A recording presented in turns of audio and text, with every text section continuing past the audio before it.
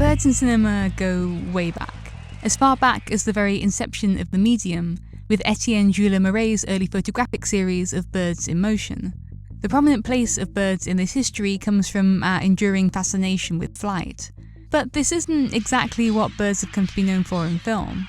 They're used to signal danger, associated with death and witchcraft, cast as spies and scavengers. These days it seems birds are just as likely to be used to elicit fear as wonder. A bird! Of course, it's mostly certain types of birds that come with these negative associations. A murder of crows, an unkindness of ravens, a mischief of magpies. And they form the basis of many superstitions, one for sorrow, two for joy. But Alfred Hitchcock frequently used birds in scenes of danger. Not just crows, but doves in The Lady Vanishes, seagulls in Young and Innocent, and even sparrows in what's probably the most famous use of birds in cinema, The Birds, suggesting that even the smallest among them can't be trusted. There are a lot of theories on symbolism in Hitchcock's film, what these birds could mean allegorically, and it generally centres around the arrival of protagonist Melanie Daniels. I think you're the cause of all this. Film writer Richard Allen concludes that the deeper significance of the bird's attack lies in an uncontrolled rage that issues from feelings of isolation and abandonment. And many more critics have concluded that the attacks represent sexual urges, because everything's always about sex. I guess it is the birds and the bees. I'm not saying it can't be about sex, or abandonment, or any other metaphor. In fact, I think the subtext around loss and destabilization is undeniably apparent. But I find the birds as themselves more interesting. What is it about birds specifically that endears them to the makers of horror films? Birds occupy a unique space in our human world. Not exactly a part of it, but not entirely separate from it either. They're wild, but they don't always feel wild. Film artist Suki Best has repeatedly explored the relationship we have to birds. My interest in birds comes from, I just suddenly noticed one day, they're wild animals and they live amongst us in every environment. You know, in the cities, I see the only wild animals I see, other than the occasional fox, are birds. And nobody owns them, and yet they're everywhere. In Best's short film 54 Morning Lane, birds invade the domestic setting. And these birds are disruptive. The hard beat of their wings, the rough edges of their cutouts.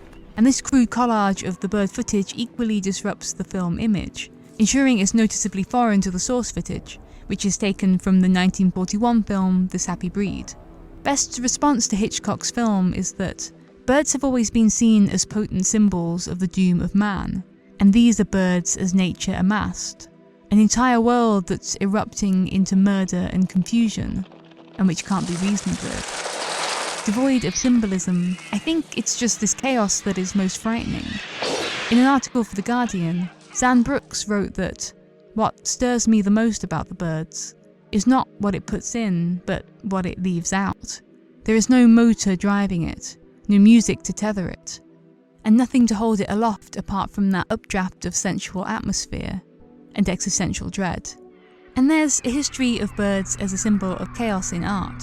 In Max Ernst's collage artist book, Une Semaine de Bonté, human figures are frequently completed with the heads of birds.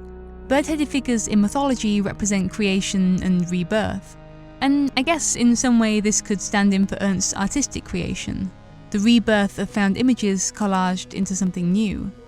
Ernst even had a Birdman alter ego. He was called Lop Lop. But these figures give the impression of something much more violent, aggressive characters of animal nature, something that, as Suki Best said, can't be reasoned with. But I think the use of collage ties into that too. The Surrealists loved collage because it enabled them to bring together found materials, placing them in a context which was unexpected and irrational.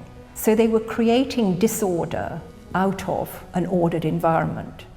This collage is emulated, in a way, in both Best's films and the filming techniques used in The Birds, where for some scenes birds were filmed separately and then superimposed over the actors.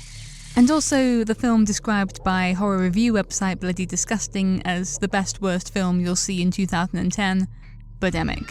I can't do a video about birds in horror and not at least mention Birdemic. Many people have tried to create a recognizable story out of Ernst's sequences, but there doesn't seem to be any rational explanation. Like, there's no reasoning at all. And it's a lack of cognitive reasoning that I think makes the bird-headed men in Sylvain Chomet's animated short, The Old Lady and the Pigeons, similarly unsettling. To be fueled by instinct without understanding.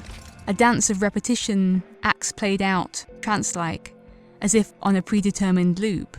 Like these Egyptian geese in Alice Say's animated music video for Mark Lotterman's song, Happy. And the sleep of reason produces monsters. That's the title of this famous Goya etching.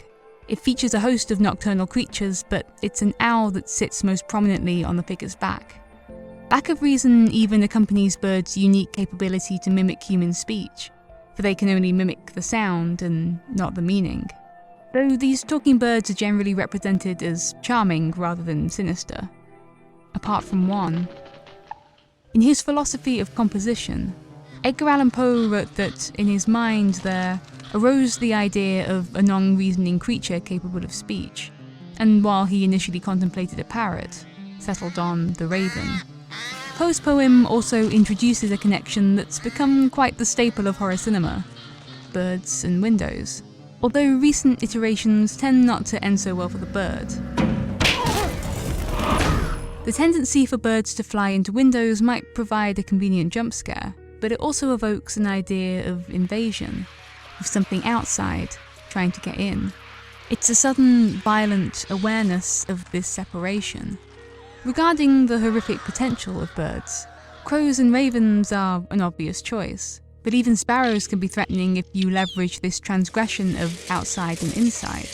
The limits of visual effects in the 60s now equally limits the extent to which this scene could be considered at all scary.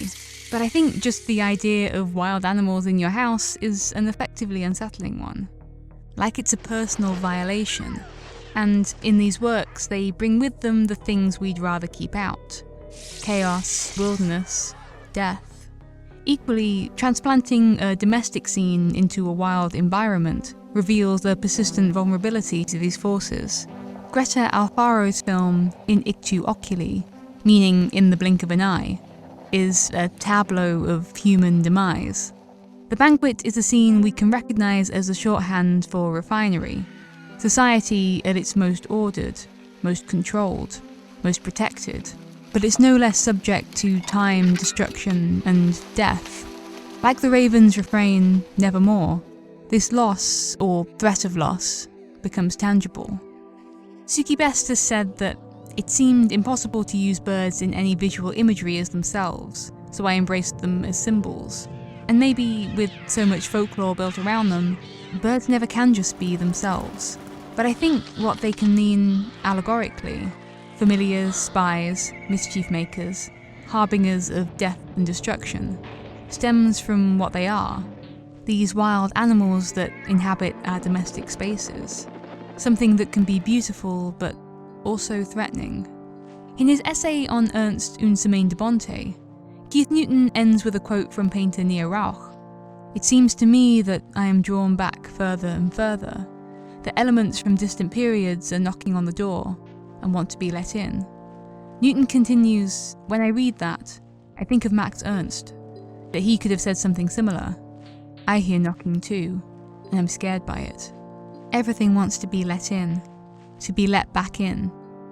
When I read that, I think of these birds that come while we nod, nearly napping, when suddenly there comes a tapping, as if someone gently rapping at our chamber doors. But I don't think it's necessarily that they want to be let in. They just announce a presence that's already there. We can't stop it from getting in. We can only try and prevent it from coming out. Oh, yesterday evening I saw a man standing alone, broken and sick. Hey everyone, thanks for watching. A lot of the short films I talked about in this video are available to watch online, so I've linked to those in the description. Another bird-related fact about me: when I'm stressed, I dream about dead animals. Most commonly, dead birds. Thanks again for watching, and I hope I'll see you next time.